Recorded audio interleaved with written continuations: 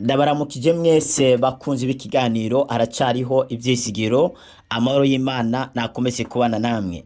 Tugiye kuvugana ibintu indwi vyagukomeza mu buryo bw'impwemu. Ibintu indwi vyagushoboza gukura mu buryo bw'impwemu ukava ahantu hamwe ukagera ahandi hantu.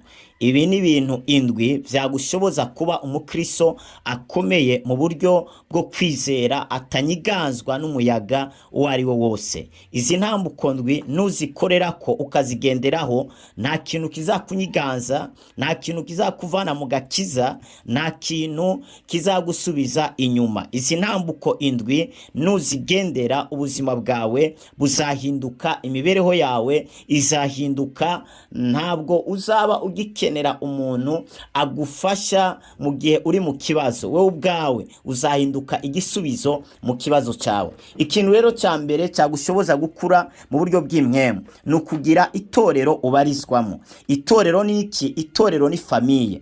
Eglise ni famiye. Umuntu atagira famiye ariko arabarizwamo, ariko ararererwamo, aba ari mayibobo. Kandi umuntu mayibobo usanga afite imico itandukanye. Buriya umwana yarerewe mu muryango n'uwarerewe mu ibarabara, abo bana baratandukanye. Ubarebeye no kwishusho, ubarebeye no mu myifato, ubarebeye no mu bitekerezo, abo bana usanga batandukanye. Ishengero rero ni famiye.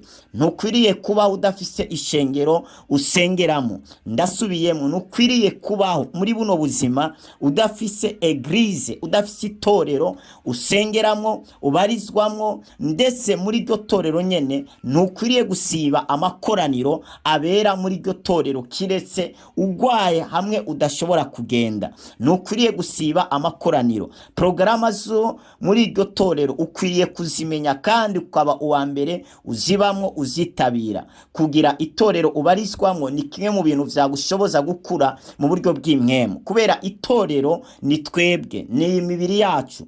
Ariko arya hantu dukoranira, abasenga dimanche, samedi, harya hantu dukoranira ni amakoraniro y'abera. Kandi birivuga ngo uko iminsi ibandanye iba mibi turushirizo gukoranira hamwe, twigishanye, duhanurane, duterane intege. Ni ukuvuga kuba mu makoraniro biragufasha, birakuremesha, biragukomeza, kandi turi ivyuma bikarishanya. Iyo rero wagiye mu makoraniro uvayo wakarishe, iyo ikara rivuye mu yandi rirazima nubwo riba ririko riraka, ariko ikara iyo risubiye mu yandi riraka nubwo riba ryarasimye. Ni byiza rero kugira itorero ubarizwamo, kandi muri iryo torero ukagira n'imirimo ukora muri iryo torero, apana kwinjira usohoka, ukagira igikorwa ukora muri iryo torero. Icya kabiri no kugira umuvyeyi akurera mu buryo bw'impwemu. Kugira umuvyeyi akurera, agukurikirana mu buryo bw'impwemu, wo twokwita pere spirituel. Ariko umuvyeyi w'impwemu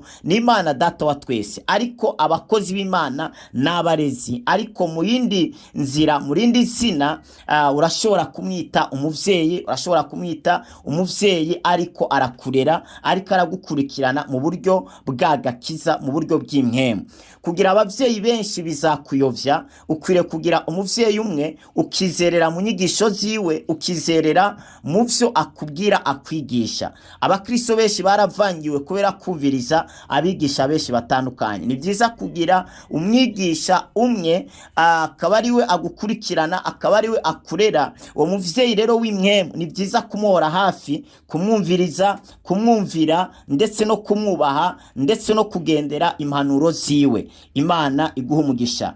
Icya gatatu ni ugusenga cyane. Gusenga cyane bizagufasha gukura mu buryo bw'impwemu. Gusenga rero reka ndabigabure mu mice ishika kuri 4. Gusenga kwa mbere ni ukuba mu makoraniro y'abandi bantu. Ukwiriye kuba gusiba amakoraniro yo kwitorero iwanyu. Ukwiriye kwa muyitabira kandi ugasenga. Uburyo bugira kabiri ni uburyo bwo kwisengera wowe ubwawe uri mu cyumba. Ugasenga, niba ari mu gatondo, niba ari saa sita, niba ari ku mugoroba, uri mu ibarabara, uri mu muhanda, uri ku kazi, amasengesho akaba muri wewe agwiriye. Apana gusenga ari uko kwishengero babivuze, oya. Apana gusenga ari uko wahuye n'ikibazo, oya. Ahubwo amasengesho akaba muri wewe.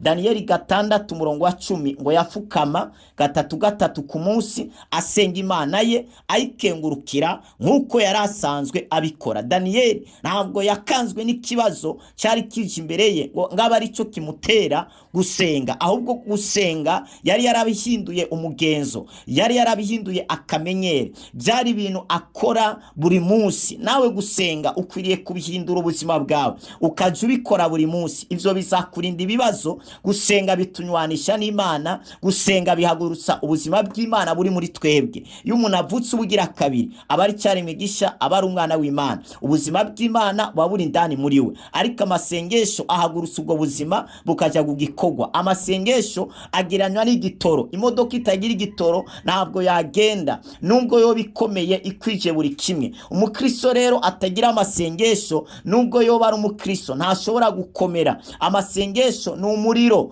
karamandegi basate. Iyo imbabura iriko yaka nta muntu yayikoraho, n'udukoko nitwayizako, ariko iyo yazimye udukoko twose tuyidumaho. Umukristo yazimye biroroshe ko abadayimoni bamwinjiramo, biroroshe kagenda no mu byaha, biroroshe ko abandi bantu babi baza gucumbika muri we. Ariko umukristo asenga aratinyitse, arateye ubwoba. Imana ishimwe. Ubwo n'uburyo bwa kabiri. Uburyo bwa mbere ni kusenga mu itorero, ubwa kabiri kwisengera wowe ubwawe hanze y'itorero. Uburyo bwa gatatu ni gukora amafungo, kwisonzesha. Ubwo n'ubundi buryo ukwiriye gusengamo. Uburyo bugira kane ni gusengana na bene data mufatanye ukuboko. Ufise mwene so akuze mu buryo bw'imwemu, uwo muntu uje umwegera, mujye musengana, azagushoboza gukura, guhaguruka mu buryo bw'imwemu. Icya kane ni gukunda ijambo ry'Imana.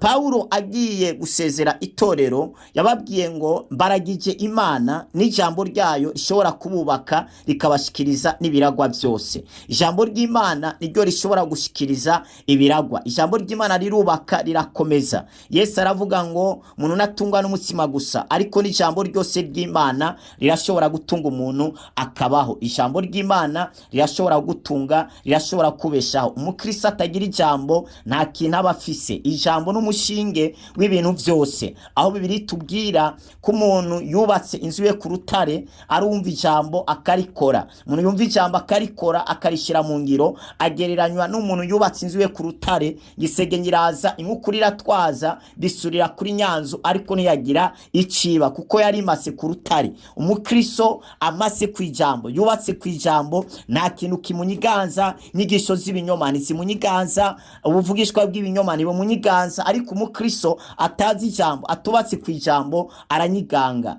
Imana ibwira Yoshua ati biri mu vyagezwe vyanje, iryo jambo ryanje uzarigumemo ku murango no mwijoro, ngo niho uzagira ikiganza cyiza, niho uzaroranirwa ku byo uzaba uri kurakora byose, ukagira amahirwe. Ijambo ry'Imana rikwiriye kuba muri wewe rigwiriye, kandi ijambo uko rigwira muri wewe niko Imana igwira muri wewe, kubera ijambo ni Imana. Ijambo kandi ni umucyo. Uko ijambo rigwira muri wewe niko umwijima ugenda mu buzima bwawe. Indwara, abadayimoni niko bahunga ubuzima bwawe. Inambuko ya gatanu ni ugutanga ivyo wakiriye kubisohora. Gutanga ivyo wakiriye ukabisohora. Paulo abwira Timoteyo ati ivyo wanyumvanye mu vyabona byinshi uzabishikirize abahizi bo kwizigirwa, nabo bazashobora kuvyigisha abandi. Hari ibintu yari yumvanye Paulo, kandi Paulo yarakomeza amubwira ati nyigana nkuko naje niganye Kristo. Bisigura ngo abantu dukwiriye kwigana muri buno buzima n'abantu biganye Kristo.